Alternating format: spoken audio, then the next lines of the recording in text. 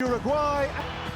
Oh, Cesc Luis for Brazil all through to the ফাইনালের আগে Copa আমেরিকার সবচেয়ে হাই ভোল্টেজ ম্যাচ উরুগুয়ের মুখোমুখি ব্রাজিল। দুই দলের লড়াইয়ে যতটা শৈল্পিক নৈপুণ্য প্রত্যাশা করেছিল দর্শকরা, তার ছিটে ফোটাও দেখা মেলেনি।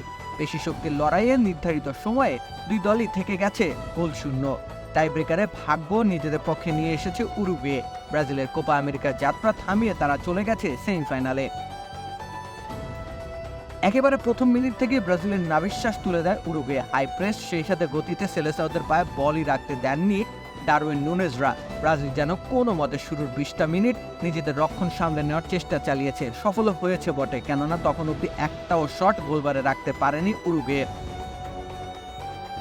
অবশ্য সেটা পুরো ম্যাচের দৃশ্যপট ছিল। কোনো দলের দুই দলের গোলরক্ষকদের খুব একটা পরীক্ষা নিতে পারেনি।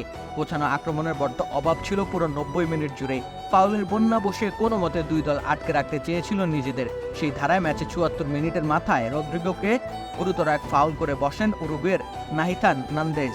প্রথমে রেফারি হলুদ কার্ড দিলেও পরবর্তীতে ভিডিও অ্যাসিস্ট্যান্ট রেফারির সহায়তায় লাল কার্ড দেখান রেফারি।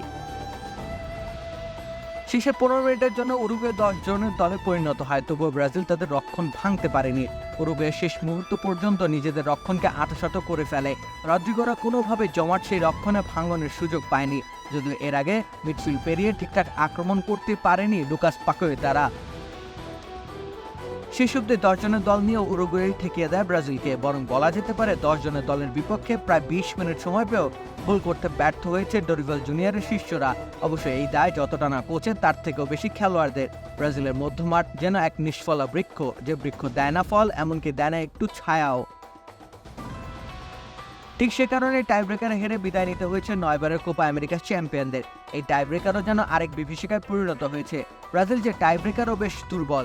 এত দুর্বলতা নিয়ে আর যাই হোক টুর্নামেন্ট জেতা যায় না। তবে উরুগুয়ে দলে তেমন কোনো দুর্বলতা পরিলক্ষিত হয় না। ঠিক সে কারণেই এবারের কোপা জয়ের অন্যতম দাবিদার তারা। আর দুপা এগুলোই মিলবে 16তম শিরোপা। রাকিব হোসেন রুম্মান, খেলা 71।